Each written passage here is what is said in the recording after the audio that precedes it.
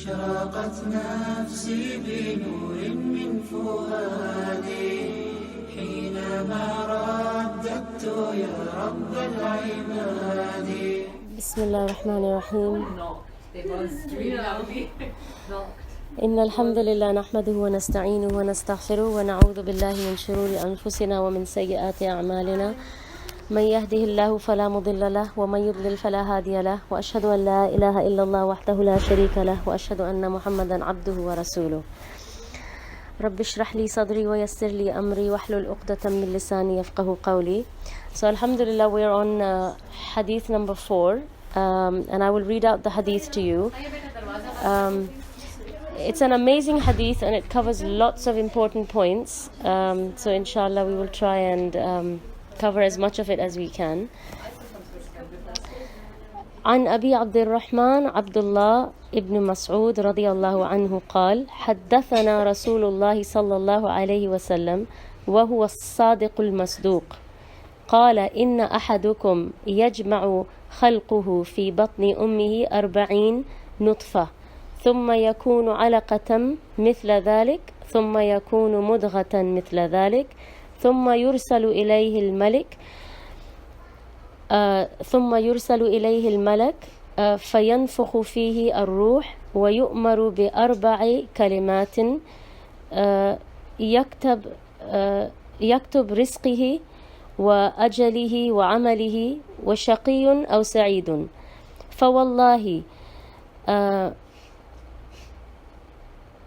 فوالله الذي لا إله غيره إن أحدكم ليعمل بعمل أهل الجنة حتى ما يكون بينه وبينها إلا ذراع فيسبق عليه الكتاب فيعمل بعمل أهل النار فيدخلها، وإن أحدكم ليعمل بعمل أهل النار حتى ما يكون بينه وبينها إلا ذراع فيسبق عليه الكتاب فيعمل بعمل أهل الجنة فيدخلها. رواه البخاري ومسلم. It's quite a scary hadith as well. So now if you listen to the translation, you will understand what is being said. On the authority of Abu Abdurrahman, Abdullah ibn Mas'ud, radiyallahu anhu, who said, the Messenger of Allah, sallallahu alayhi wasallam, and he is the truthful, the believed, as-sadiq al-masduq, narrated to us: verily, each of you is brought together in his mother's abdomen for 40 days, in the form of a drop of fluid. Then it is a clinging object for a similar period, a nutfa. Thereafter it is a lump looking like it has been chewed for a similar period, al-mudgha. The angel is then sent to him, and he breathes into him the spirit. He is also commanded to issue 4 decrees: to record his sustenance, his lifespan, his deeds, and whether he will be happy by entering hell, whether he will be unhappy by entering hell or happy by entering paradise. I swear by Allah, other than whom there is no God, certainly one of you will definitely perform the deeds of the people of paradise until there is not between him and paradise except an arm's length, and then what has been recorded will overtake him, and he shall perform the deeds of the people of hell and enter it. And certainly one of you will definitely perform the acts of the people of hell until there is not between him and hell except an arm's length, and then what has been recorded will overtake him, and he shall perform the deeds of the people of paradise and enter it. Recorded by Bukhari and Muslim. There are lots of things in this hadith that we will inshallah cover, but the thing that I was saying that is worrying and scary is that no matter how you have led your life, you don't know how it will end, and actions are by how they end, and none of us have any guarantees. None of us know what is going, our ajal is going to overtake us. Whatever that angel has written, that is going to overtake us in the end, and that is what we will end up doing, and that is where we will end up. And you see people like that, you hear of stories of people who have led a really bad, sinful life, and then just days or weeks before their death, you hear that they became this amazing person who was really God-fearing, and you're like amazed, that how did this change happen? But this change happens because this is what Allah has decreed for this individual.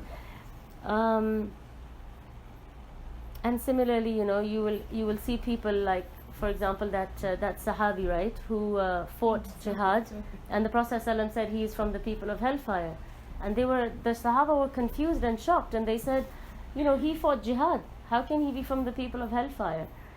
But they believed whatever he said. So they started to observe him, and he had an injury, and eventually he put a knife and he fell on it, and he killed himself. So he committed suicide. So we don't know what our end is going to be, and that is why it is so important all the time to make dua for a good end, because we don't know what our end is going to be. So that should be one of your main duas that you make day and night in Ramadan, in the last third of the night. Whenever you have an opportunity, this is one main dua you need to make, because if you have a good end, then inshallah, you hope for a good hereafter. Allahu ta'ala alam. Now the narrator of this hadith is who? Abu. Was anybody listening? Narrated Abu something. Don't know which Abu. So it was the kunya of the Sahabi was used and his name, but no, it was Abu Abdurrahman.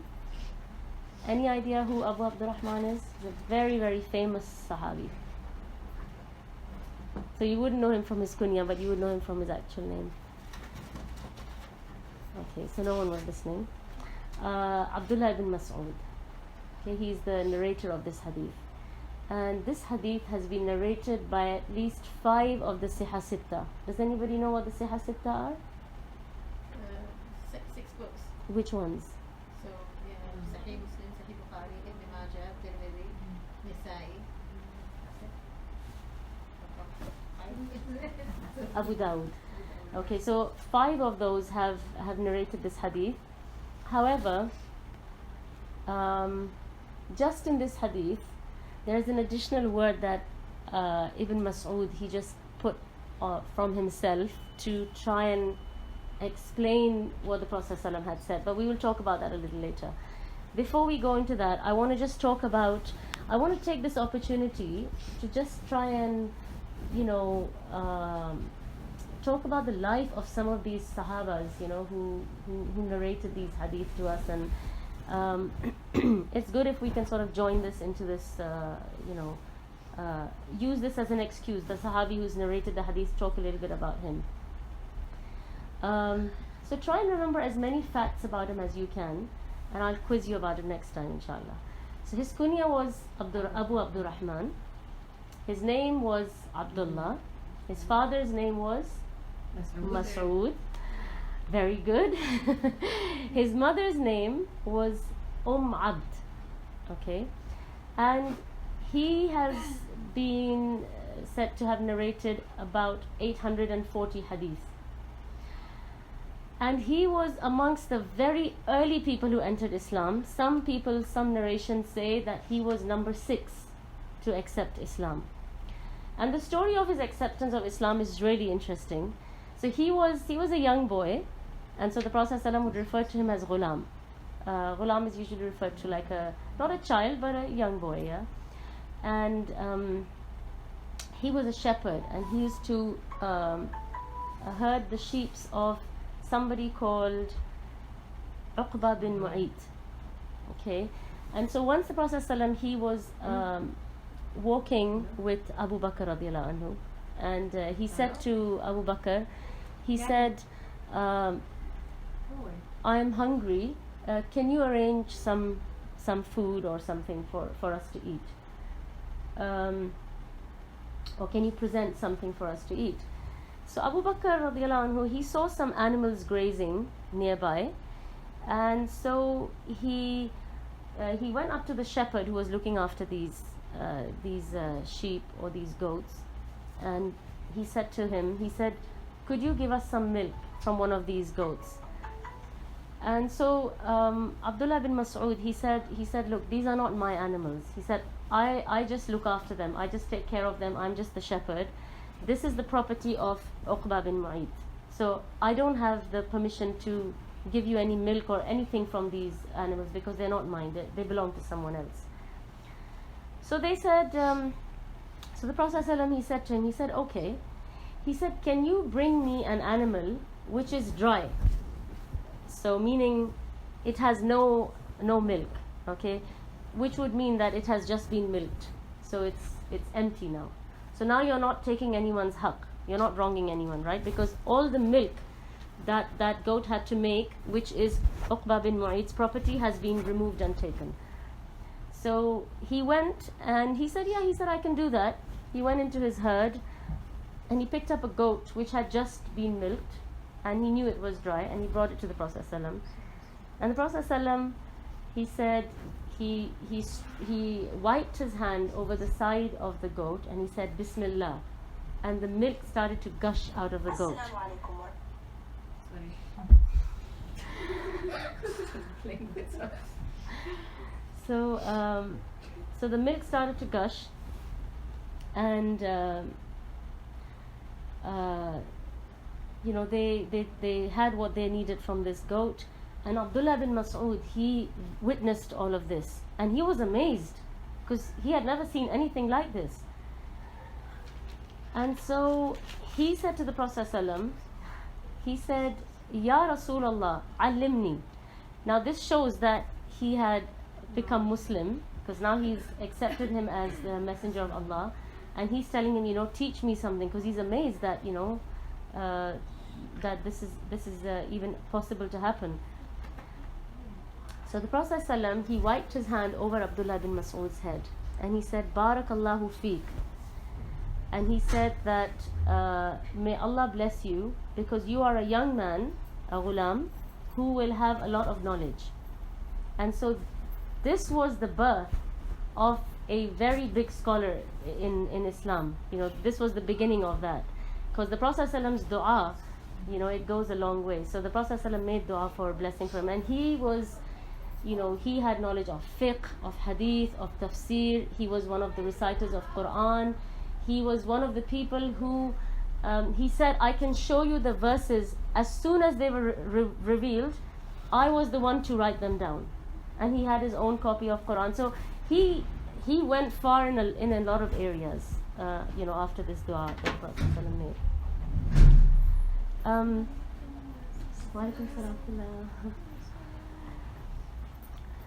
So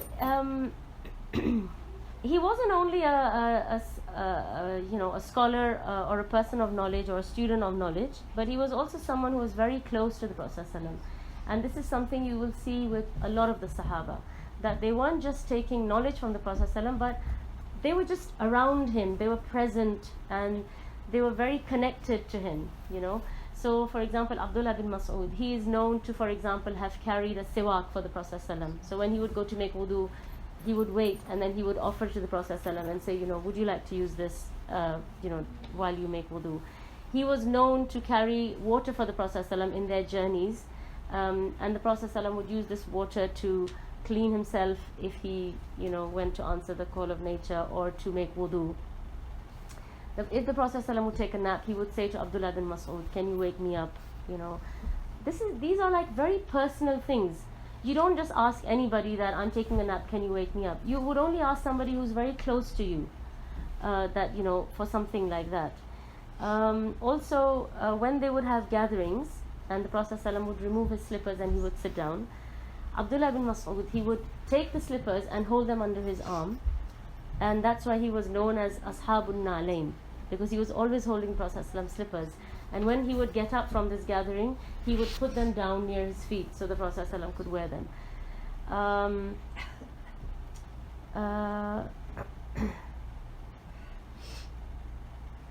Also, the Prophet ﷺ, he would share a lot of secrets or private information with Abdullah bin Mas'ud. If the Prophet ﷺ was needed to bathe, Abdullah bin Mas'ud would hold a cloth to cover him while he would bathe. So he was busy and occupied in serving the Prophet ﷺ in many different ways, other than taking knowledge from him and learning from him.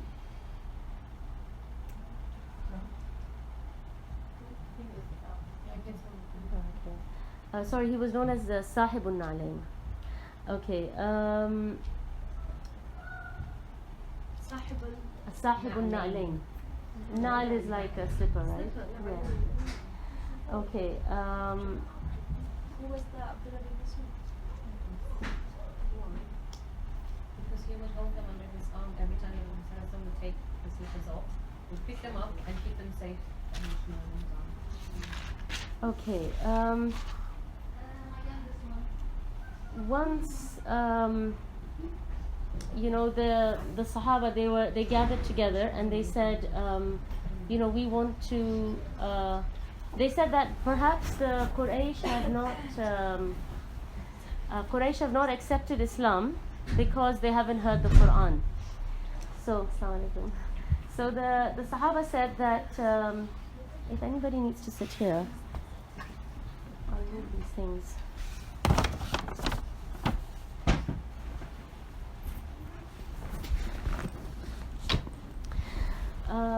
So the Sahaba, once they got together and they said that, you know, perhaps the reason that the Quraysh are not accepting Islam is because they've never heard the Quran. So they said, let's recite the Quran to them in public and see how they react and, you know, how they feel towards the Quran. So they said, you know, who's going to do that? Because this is something now where you're now treading into some dangerous ground, because the Quraysh, they can viciously attack you, especially if you don't have any kafil. Because in those days, you needed to have somebody who is sort of like your guarantor, okay? So, you know, some of the Sahaba who had become Muslim, they had non-Muslim relatives who had a high position or status, and they would say, okay, you know, will you give me protection? And so, Can I just pause? For the sisters who just come in, Abdullah, she narrated a hadith, and now she's talking about the biography of the narrator of the hadith, was Abu Abdurrahman Abdullah bin Mas'ud. Yes. So they would have, like, you know, they would have protection from somebody, so that if anything happened, then that person would be answerable to the protector. Do you understand? Yeah, like for example, let's say Like Abu Talib was for the Prophet. you could say, yeah, that's right. So nobody's attacking the Prophet ﷺ because they're scared that they have to deal with Abu Talib. So Abdullah bin Mas'ud said, Abu Abdurrahman Allah bin Mas'ud. So Abdullah bin Mas'ud, he volunteered and he said, I'll do it. I'll recite Quran in public. And they said to him, we don't think that's a very good idea. They said that you have no protector, no kafil, you know, no supporter. You are an easy target for them. He said, I don't care. He said, I'm ready to do it. So they said, all right. So one morning, after sunrise, at the time of duha, there was some Quraysh sitting, you know, outside. And he went and he started, in a loud voice, he started reciting Surah Al-Rahman. Ar-Rahman, Allama al-Quran. So they like turned around and they thought, what's going on? And they thought, who is this? And how does he have the courage to recite Quran loudly in our presence? Because they're looking down at Islam, at Quran, and at all of this. So they got up and they started beating the daylights out of him. And they left marks on his face. They beat him up really badly. Anyway, when he went back, you know, the Sahaba, they said that, look, you know, we said that this was not a good idea, because they know that there's no one behind you. So even if they attack you, they don't have to answer to anyone. And he said, I don't need a protector. My protector is Allah. And he said, I'm willing to go again and recite Quran. So you see, these people, they were determined. For them, their focus was to get the message of Allah out, to, you know, to tell as many people as possible about Allah, about Islam, regardless of, you know, what they have to suffer because of that. So they were very, very focused. Whereas most of us, you know, we think about Islam later. The first thing we think about is ourselves, you know, and our own safety and our own benefit. But this was not the case with them. They were not thinking about themselves at all. They were just thinking about getting the message of Islam and having as many people come to Islam as possible. So that was one incident. The other incident, does anybody remember a famous story about Abdullah ibn Mas'ud? It's like a very, very famous story. I think everyone has heard it at least a few times. Mhm. He's up in the tree and his shins Yes, come there and yes. some people make So once he was up in the tree, and whatever he was doing caused his garment to go up. And you know, they had very, very little cloth and very little clothes. So his legs became uncovered, and he was a very quaint and petite man. In fact, Abu Jahl, he would mock him and call him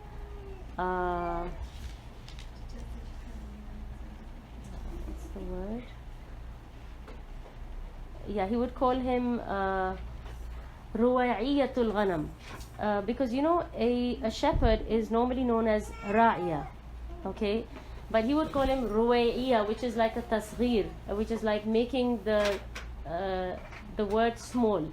Like Jabal means mountain, Jubail means small mountain, so it's like tasghir of the word. Or Jumana means pearl, Jumaina means small pearl. So Hassan and Hussein. yeah, Hassan and Hussein Umar is and Umayr. yes. So the word Ra'iya means shepherd. Ruwaiya means like a little shepherd. So he would mock him, you know, because of his size. He was not. It's not because of his age, but he was just a small-built man. Anyway, so he was in the tree, and they saw his shin, and they started to laugh. The Sahaba, you know, amongst themselves, they were like saying, "What are these? You know, they look like sticks. You know, he's so thin and whatever else." And the Prophet ﷺ, he said to them, he said, "These legs or this shin of Abdullah ibn Mas'ud has more weight in the sight of Allah than the whole mountain of Uhud." So you see, because of his knowledge, because of his status in the sight of Allah, he has a certain place. And it doesn't matter, you know, your weight on the day of judgment, because you know on the day of judgment you will be put in the scales. And your weight is not going to be determined by the amount of flesh or matter you have, or how heavy your bones are. It will be according to your status, you know, and how that's why I always tell you, you know, that always ask yourself, what is my ilaqa with Allah? You know, what is my status with Allah? Where am I? You know, am I anywhere, you know, am I even there? Right? So this is always something that you need to be concerned about. Okay, so and there's another very common story about Abdullah ibn Mas'ud. Once the Prophet ﷺ in Medina, he asked Abdullah ibn Mas'ud to recite Quran to him. And Abdullah ibn Mas'ud was a bit shocked, because he said to the Prophet ﷺ, he said, "The Quran is brought to you by Jibreel, and it is recited to you by Jibreel alayhi salam. That is one of the greatest angels." He said, "Who am I to recite Quran to you?" And the Prophet ﷺ said, "I want to hear it from one of my students." So Abdullah ibn Mas'ud started reciting Surah An-Nisa until he got to which verse? Does anybody remember? Anybody know? It's a very, very famous verse. فَكَيْفَ إِذَا جِئْنَا مِنْ كُلِّ أُمَّةٍ بِشَهِيدٍ وَجِئْنَا عَلَى هَؤُلَاءِ شَهِيدًا. So this verse is basically talking about the Prophet ﷺ being a witness over us. And Abdullah bin Mas'ud, he said, when I got to this ayah, I heard a sound, so I looked up. And he said the Prophet ﷺ's beard was soaked in tears, and he was crying a lot. And so he said, I stopped there and I started to look at the Prophet ﷺ. So he was really affected by this verse and by his recitation. And I forgot to mention to you that Abdullah bin Mas'ud, I told you, right, he's one of the very, very early Muslims, right, number 6 or somewhere around there. So he took part in the 2 migrations to Abyssinia. Do you know why there were 2 migrations? They went, and then they heard that Quraysh has become Muslim, so they came back, and then they found that nothing had changed, and then they went again. Why did they hear that Quraysh has become Muslim?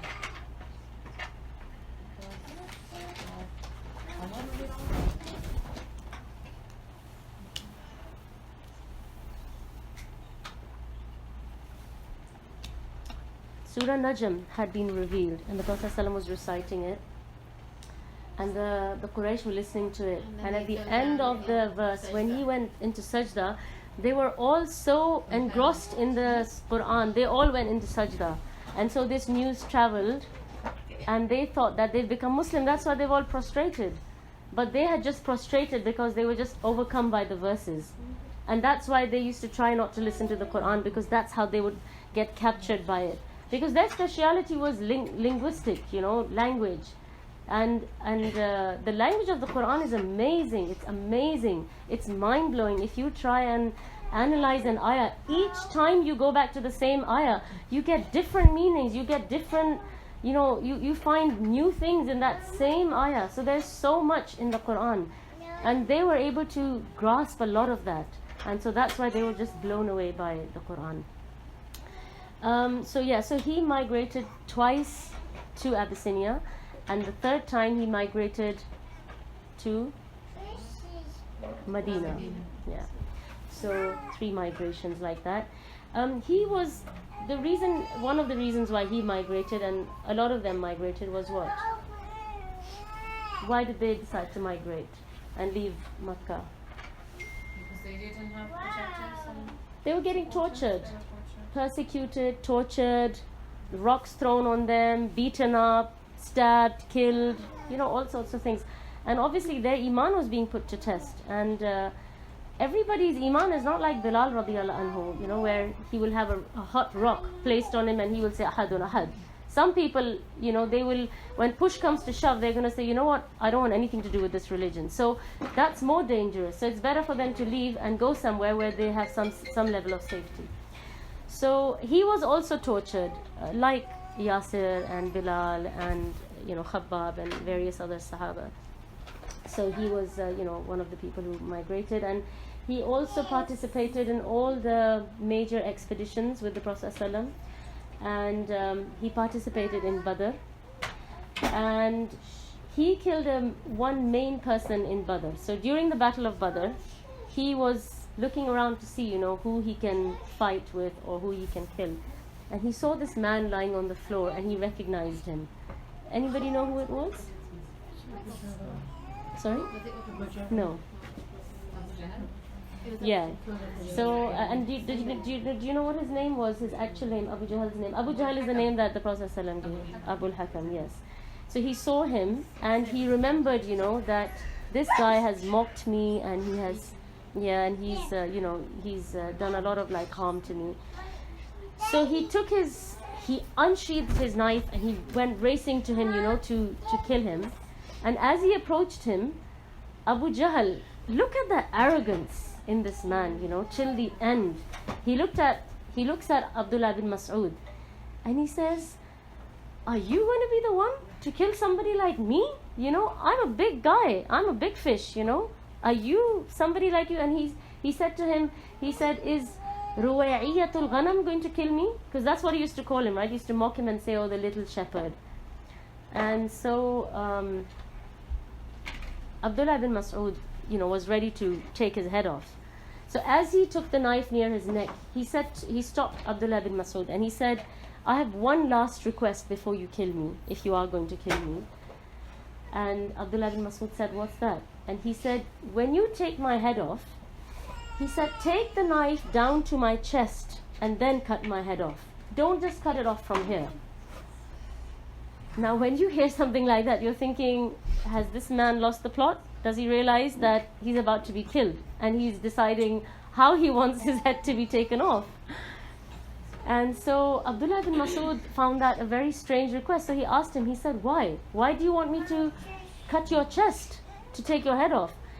He said, because, after the battle, when everyone's heads are put on the floor, I want my head to be higher than everybody else.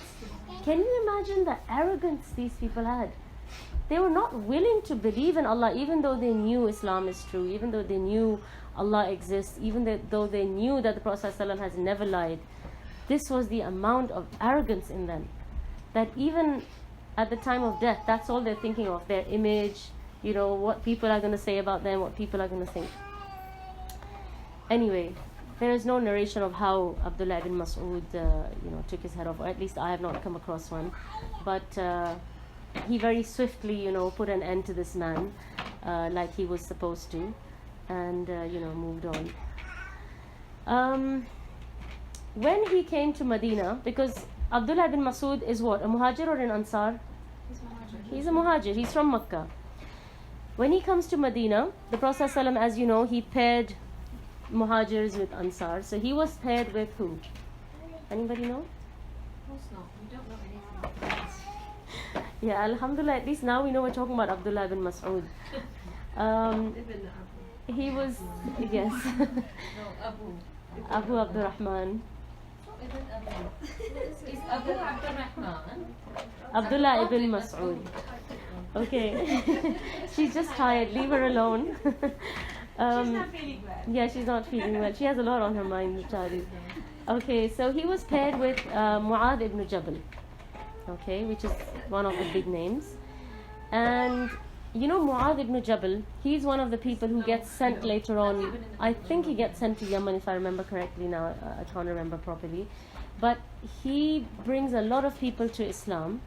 And he stays for a little while with, Abdullah ibn Mas'ud, but he learns a lot of knowledge from him. And so when he goes, that's how he propagates Islam, from whatever he's learned from Abdullah ibn Mas'ud. And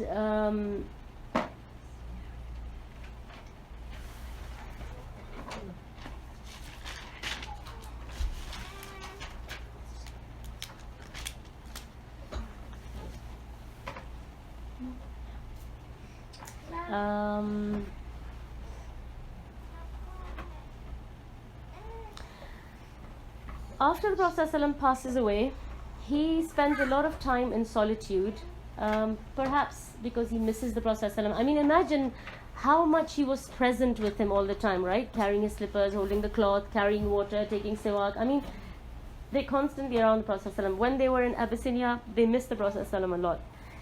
When they come back to Medina, they long to be with him, but eventually, when he passes away, they really miss him. Although he stayed in solitude, he still continued to teach and pass on knowledge. Eventually, he comes out sort of more into the forefront, again at the time of Umar ibn al-Khattab's Khilafah. And he participates in one of their major battles at that time, which is the Battle of Yarmouk, which was the conquest of the Roman Empire. And this was in the 15th year of Hijrah. So he becomes more of a prominent figure once again. And what Umar radiallahu anhu does is, he has a lot of knowledge, so he makes him a qadi and he makes him a treasurer because he's trustworthy, so he handles the finances of wherever he's going to be posted now. So he is sent to Kufa. At that time, the governor of Kufa was Sa'd ibn Abi Waqqas, and there are a few things, he has a few run-ins with a few people. I don't want to go into too many details, but just to sort of give you a brief idea.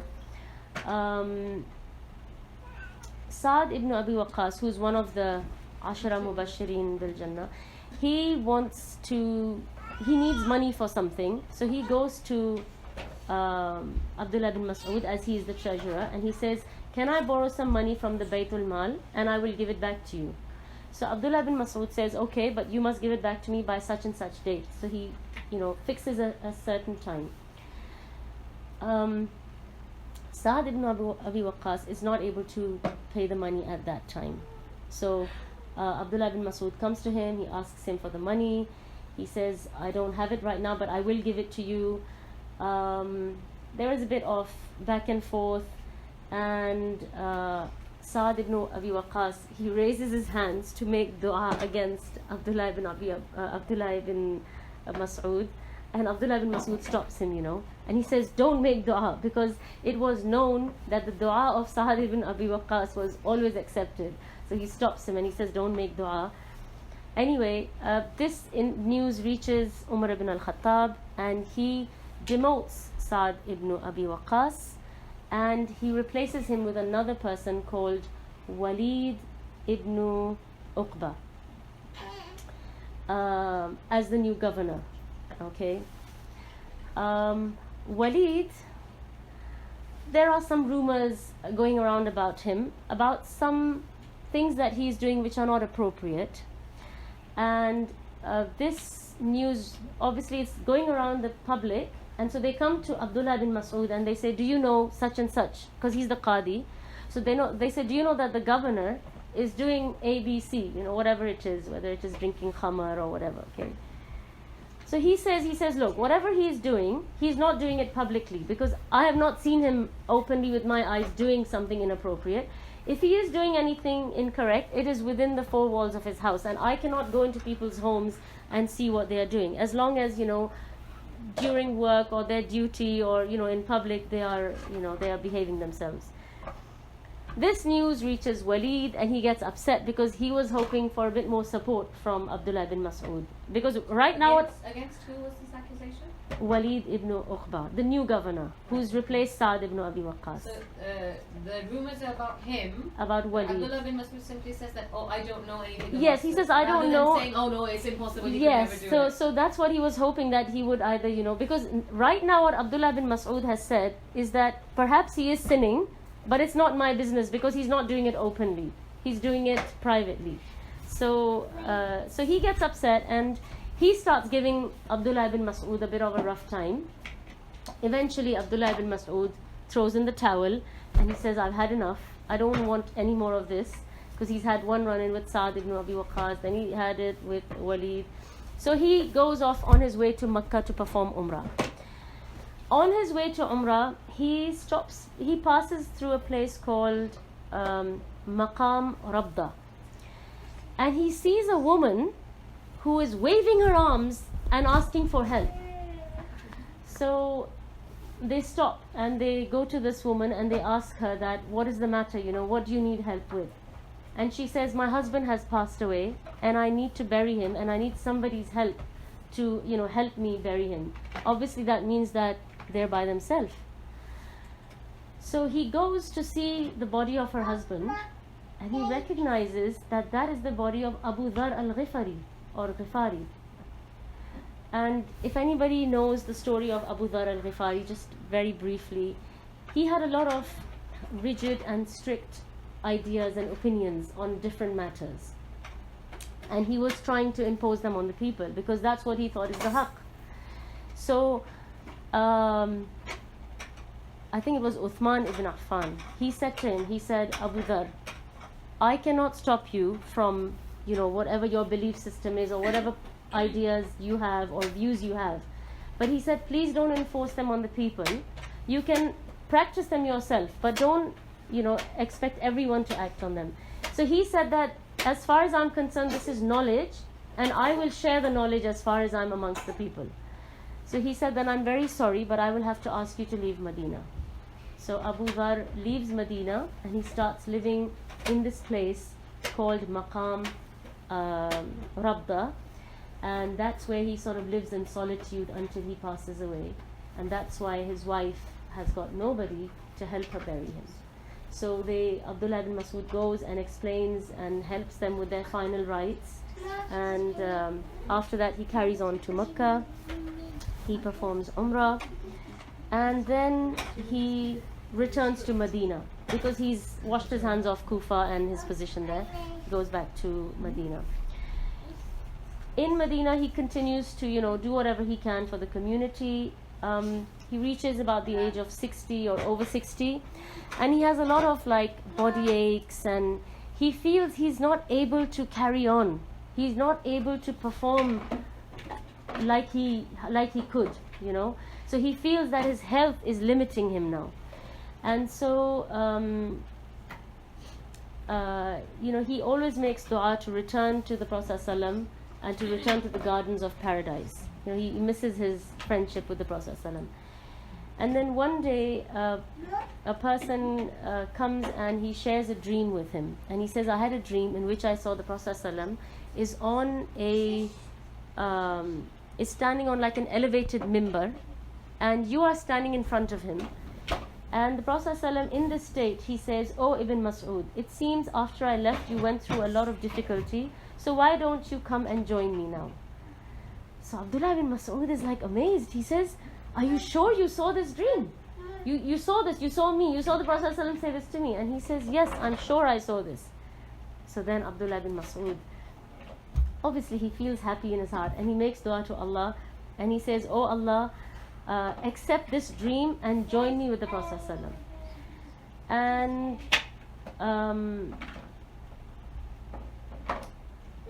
while he is sick, I think is it Uthman radiallahu anhu? Yeah, I think it was Uthman radiallahu anhu comes to see him, to visit him, and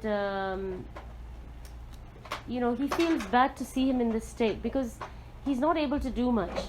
And he says, that what is the cause of your pain and your illness and your body ache? Because he says, my body hurts, so he says, what is the cause of that? And he says to him, he says, the cause of that is my sins. And so, he knows that now is the time where he's getting ready to meet Allah, and Allah is cleansing him of whatever, he has done wrong. I mean, I think to myself sometimes, these people, the kind of life they led, the kind of history they have, if they are concerned about sins and they think anything that is happening to them is a result of sins, where are we? Where does that put us in the equation? Anyway, so at some point in the story, which I have not gone into very many details, but there was some dispute between him and Uthman radiallahu anhu, and his allowance had been stopped. So Uthman radiallahu anhu says to him, he says, would it help you if I return your allowance to you? If I start your salary again? He says, no. He says, I don't want that.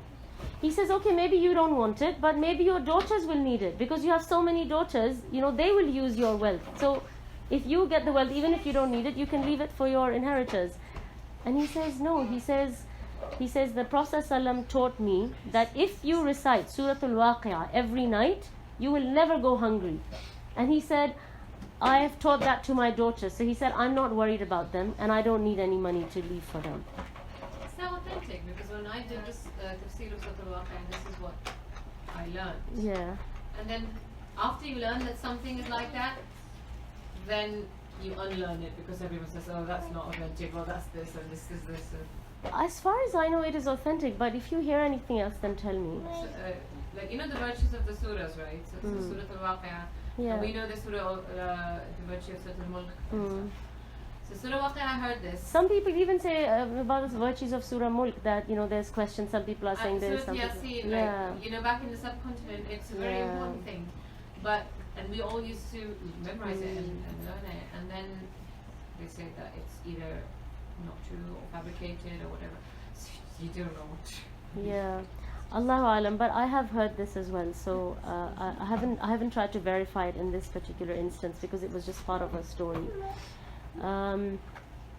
Anyway, so he said in the end, I just need the mercy of Allah. And after that, he called Zubair and Abdullah ibn Zubair, and he instructed them about what to do with his janazah, with his body if he passes away. And he passed away, and his janazah was led by I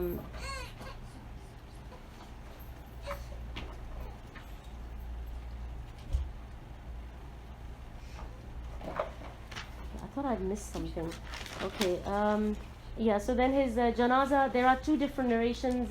Some narrations say his janazah was led by Uthman ibn Affan, and some narrations say that his janazah was led by Yasir radiyallahu anhu. Allahu alam, but eventually, around the age of 60 is, in, I think it is 33 or 34 Hijri, he passes away. And with that, we finished talking about a bit of the biography of Abdullah bin Mas'ud. There are a lot of nice books about the stories of the Sahaba, but most of them that I know are in Arabic. I only know of one book which is in English, but it doesn't have such a detailed account. But anyway, those of you who can access Arabic, I definitely urge you to, try and get those books and read about their lives. At least one Sahaba a week or something like that, inshallah. Their lives are amazing, they're full of lessons and, things for us to learn. Going into the actual hadith that we're talking about today, inshallah. So, did you notice something strange when I read out the hadith to you? Did you notice a strange way in which the hadith starts? So, I'll read just the beginning bit to you. On the authority of Abu Abdurrahman, Abdullah bin Mas'ud, who said, the Messenger of Allah, sallallahu alaihi wasallam, and he is the truthful, the believed, as-sadiq al-masduq, narrated to us, verily each of you is brought together in his mother's abdomen for 40 days in the form of a drop of fluid. And then it goes on.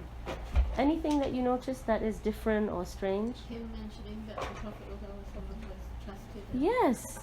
I mean, that is something that you don't normally hear. I mean, when someone is narrating the hadith, they say, Qala Rasulullah sallallahu alaihi wasallam, or Haddathana Rasulullah sallallahu alaihi wasallam, and then they start telling you the hadith.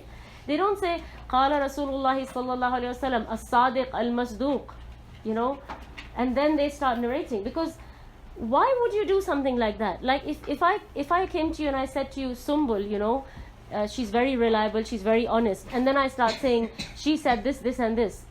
What would that indicate to you? Why am I saying that? Why can't I just say Sumbul said X, Y, Z? Why do I have to say Sumbul, and you know I've never known her to lie, she said such and such thing? Why would I say Added emphasis, I guess. emphasis to what? To the importance of the hadith? What the No. what's being said?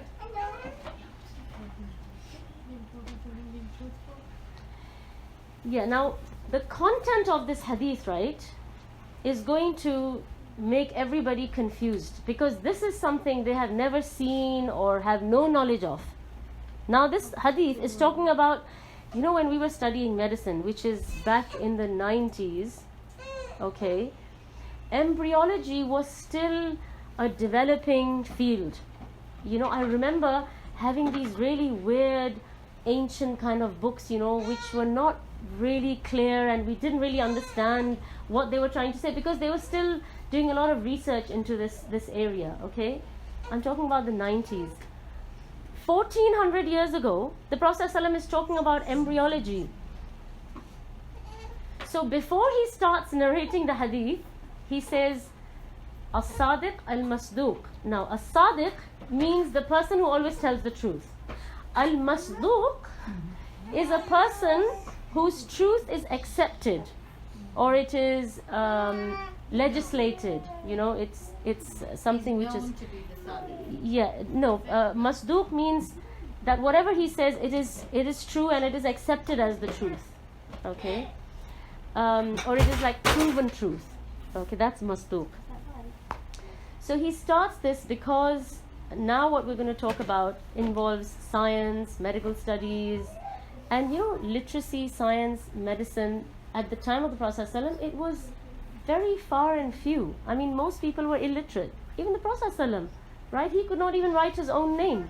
So somebody like that now is going to come and tell you about scientific facts of what's happening in the womb, which you can't see.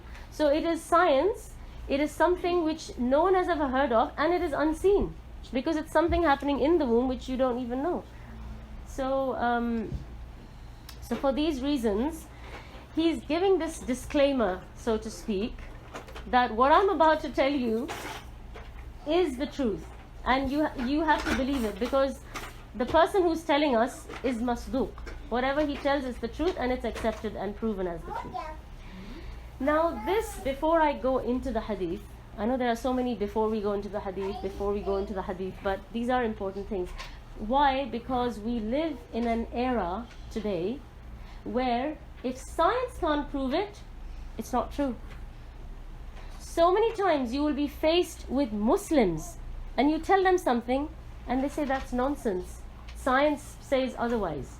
So basically they're saying that if you have a hadith or a verse of the Quran and that cannot be backed by science or rationale, then it's not true and it doesn't exist. Whereas this discussion is important because you need to remember that basically here we're talking about the battle of reason or science and revelation. Okay, so we are sort of putting science against revelation, and we're trying to see, you know, which one do we accept. So So there are two contradictions that I want to just quickly pass over to tell you how to deal with. One is a contradiction of revelation with revelation. So sometimes you will read a hadith and you'll say, but the verse in the Quran says something else.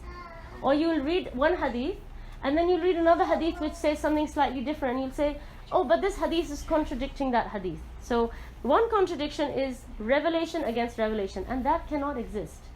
Okay. The other contradiction is revelation against science or scientific facts. And Imam Ibn Khuzaymah, he said a really amazing thing. He said, if you find anything in a hadith or a verse that contradicts another hadith or verse, he said, bring it to me and I will prove to you that there is no contradiction. What he is trying to say is that the source of hadith and Quran, or hadith and hadith, is what? The source is the same. The source is Allah subhanahu wa ta'ala. So Allah subhanahu wa ta'ala is not going to reveal contradictory things.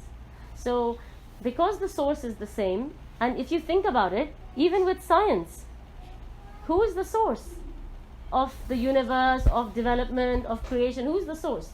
It's Allah subhanahu wa ta'ala. And the revelation, the source of the revelation is Allah subhanahu wa ta'ala. So there cannot be any contradiction in revelation, and there cannot be any contradiction in science. Okay?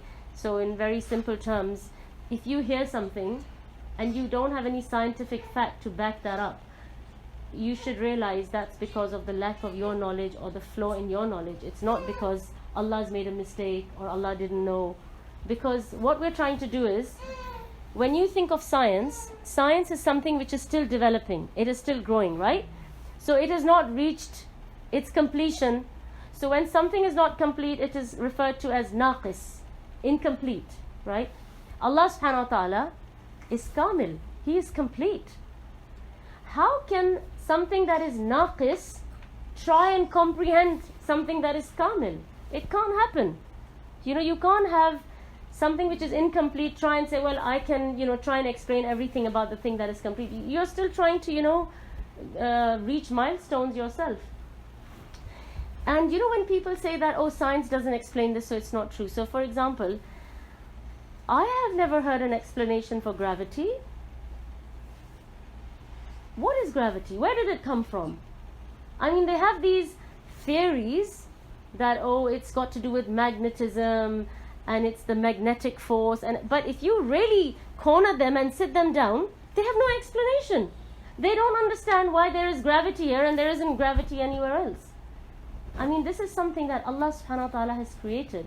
You see, if we can't even understand little things, like when you go to the doctor sometimes, like I have this weird thing in my nail, which, my kids think is a tumor or something. But anyway, I went to the dermatologist, right? And I said that I've got this strange thing in my finger and it's been bothering me and it's been there for a few years now and I just can't seem to get rid of it.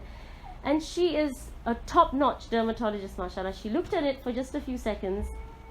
She said, sorry, I don't know what this is. I couldn't believe she said that in a few seconds.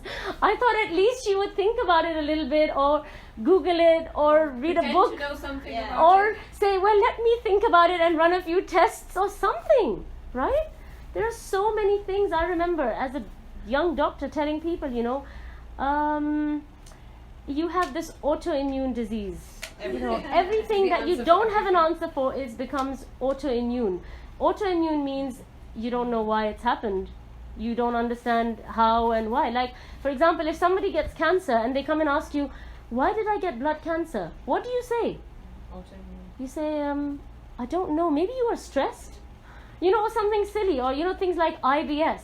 You can't understand why somebody's constantly got tummy aches. You say, I think you have IBS. That's a really quick and easy way to, wash your hands off somebody, because they're never going to come back to you because there is no treatment for IBS, right? So I'm saying that, when it comes to science, science is so arrogant, and they think, oh, we have the explanation for everything. We understand how the universe functions, and you don't even understand how the human body functions. You don't even understand why some people's gut leaks, right? There's no explanation for these things. So what I'm trying to say is that when the battle is between revelation and science, this disclaimer is saying, revelation has the upper hand. Okay, science means nothing. If you have an explanation, we're not saying like the Christians say that don't try and reason this, don't try and ask questions about this, just believe that there is a Trinity, don't ask, and we're not saying that. You have sorry? Fasting. Mm-hmm. Like now science has proved. Yeah. There are a lot of things like that which Some Muslims who don't fast. Yeah. They're sort of convinced now. Yeah, yeah. Scientists. So there are a lot of things like that. If you remember, I mentioned to you a long time back about sleeping on the stomach, remember? And I said to you that there was this scholar, he was giving a talk and he said that sleeping on the stomach is not allowed, and they asked him why. He said, I don't know why, but I just know that it's not allowed, and the Sahaba, they followed that. And he said on his way back from the conference, he was on the plane and he was reading a magazine, and he was reading an article about, spinal surgeries and spinal problems. And he said that they mentioned a list of things that you should not do to avoid spinal problems and spinal surgery. And he said number one on that list was, don't sleep on your stomach. And he said, I was just amazed, that as Muslims, we benefit from these things just by sami'na wa ata'na. We hear and we obey. Whereas these people, they wait till they find a reason. By that time, they've already done damage to themselves, because whatever Allah is stopping us from is for our own benefit. So, I was saying that I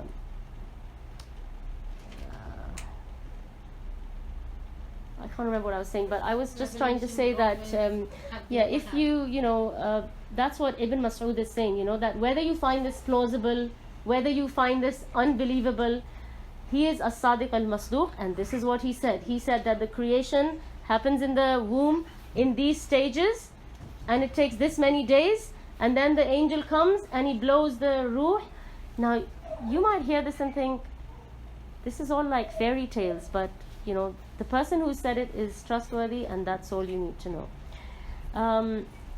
So just to finish off, I just want to say one last thing. We haven't really got into the words of the hadith, but inshallah we'll try and get into it next time.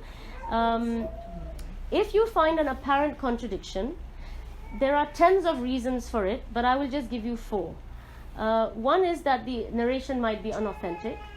2 is that some things were abrogated. There's nasikh and mansukh. So there are some things, sometimes you read about some woman, who was not covered and this and that, and then you find out, because the ruling for hijab had not still been revealed. So, these issues, you might find contradiction, but it's not really contradiction. It's because the laws had not been, because of chronological order. The third thing is that perhaps the Sahaba introduced certain words into some narrations that, gave the hadith a different meaning, which is what we will experience in this hadith, because the word nutfa was introduced by Abdullah ibn Mas'ud, and it creates a bit of a turmoil in fiqh and in janaza, in abortions, in many things, because when he introduces the word nutfa, and then the Prophet ﷺ talks about 40 days, 40 days, 40 days, and the original hadith did not have the word nutfa, that means that the time scale now changes. So now the nutfa is just the fluids meeting and the fertilization taking place. That does not stay for 40 days. The starting of the 40 days is from alaqa and then mudgha. Okay? But because he said this word just to help to explain this hadith, it puts everything on a different time scale now.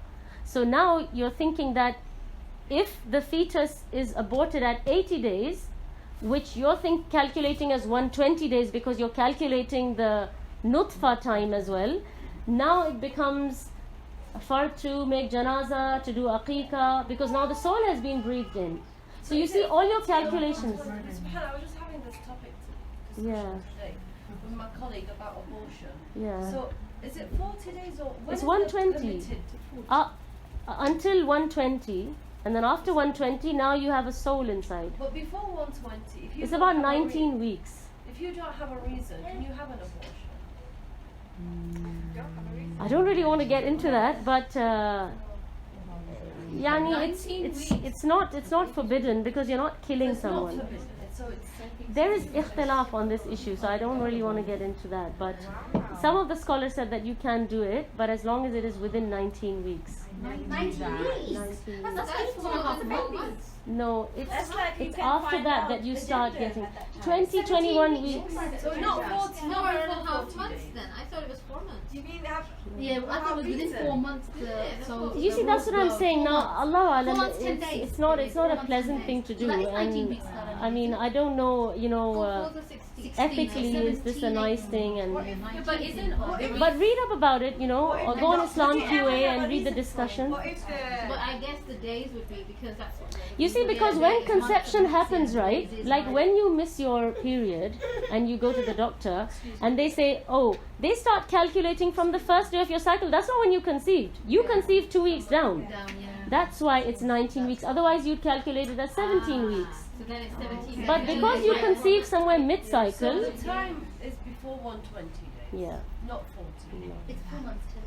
it's 40, 40, 40, like this hadith says. But I'm saying that, if you interpolate and add or take out something from the Prophet ﷺ's words, now you can't blame revelation and say, oh, this is contradictory, because the Sahabi put that word in to help explain the hadith. He didn't do it with any evil intent. But this word nutfa is not in the other narrations which are in the other books that I mentioned, right? I said to you, right? So That are they mentioned from a different Sahaba? they just, yeah.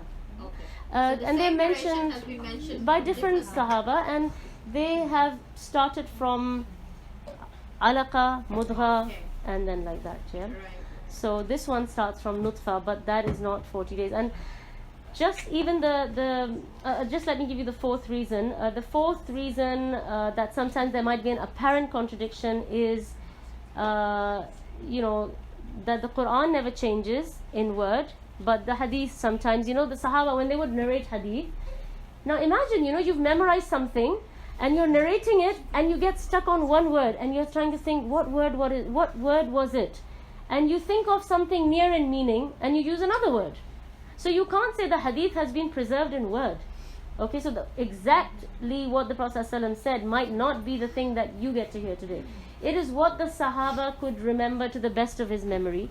And sometimes they might replace words with similar meanings, so they're not lying, they're not trying to fabricate it, but they're human beings, they're trying to, remember as closely as they can what the Prophet ﷺ said. So these things might appear to seem like contradictions, but they're not contradictions, because there cannot be any contradictions. The Creator is one, and everything He has revealed, whether hadith or Quran, is from the same source, and it can't be different. Just one last thing that I want to end with, and inshallah maybe next time we'll go more into the hadith, but this, even the nutfa that he mentioned, it's just such an amazing thing. And if I can't be very open, but what I'm trying to say is that, for example, the egg, it comes in, it comes into the presence of tens of thousands of sperm, all right? And out of all of those, there is that one that Allah has written is going to be able to enter, and then the doors are sealed, and nothing else can go in, right? And if you think about it, these are two liquids, right? If we were to take these liquids out of their, place and put them in two separate, like bowls or plates or something, is there anything you can do with these? You can't do anything with them. They're useless. They mean nothing. It's actually something that you'd probably make a face about, right? You'd look at it and you'd think, oh my God. And from these two liquids, Allah creates bones and flesh and a human being. And that's the only use of this liquid. It has no other use. It has no other value. It's nothing, basically. And from nothing, Allah subhanahu wa ta'ala, imagine, if somebody gave you two liquids and said, okay, now make some creation out of this, you would laugh at them. You'd think, you're giving me two liquids and saying now, make like something solid out of this. But that's exactly what Allah subhanahu wa ta'ala is doing. And it's amazing. I'm telling you, if you think about every little detail of this hadith, It's mind-blowing, the creation of Allah subhanahu wa ta'ala, how it starts, from where it starts. And for a human being to understand and realize what his beginning is, so that he can humble himself to his creator, because that's where he came from. He came from something that people, if they saw it, they would probably cover their mouth or turn away from it and be disgusted by it. That's our origin, and look at how arrogant we become and how proud we become. A saying of Ali radiallahu anhu, he used to say that, how can man walk around like this when he knows that he came from something so despicable? He came from nothing, and he carries around in himself dirt, like poo, whatever it is, and then he thinks that he's and he's going to become nothing as well. The saying like that. And similarly, for example, when you talk about resurrection and things like that, I mean, scientifically, no scientist will accept that kind of an explanation, that you go into the earth and you disintegrate and now one day you're going to become a human being and come out again. They're going to think that you're mad. So science does not have the answer to everything or the explanation to everything, but as believers, we believe that this is the haqq, and this is the thing that supersedes it prevails over everything else, whether anything else has an explanation or not. Some of the scholars, Islam is the religion that opened thinking and intellectualism and questioning things. Islam does not discourage you from asking questions. And one of the scholars, he was asked the meaning of nurun ala nur, this verse in the Quran, and he said that is Allah saying that He has given you intellect to understand the Quran, to understand the revelation. Nurun ala nur. So this is something, Allah has blessed us with intellect, but we need to keep intellect in its place. Intellect has its place. We can't give it a higher place than it deserves. But we have intellect, and we use it. We use our aql when we should use it. And unfortunately, there are times when we need to use our aql and we don't. So the more information is available to us nowadays, like when we were kids, we would go to the doctor would say, oh, don't do this, do this, and we listen to him. That's it. That was our source of authority. Now, because everything is on our fingertips, and we have so many sources, and everyone is saying a different thing. If you take something simple like a diet, there's 50 types of diet. Some people say gluten is bad for you, some people say this is bad for you, some people say dairy is bad for you. Everyone is convinced this is the only bad, this is the only way.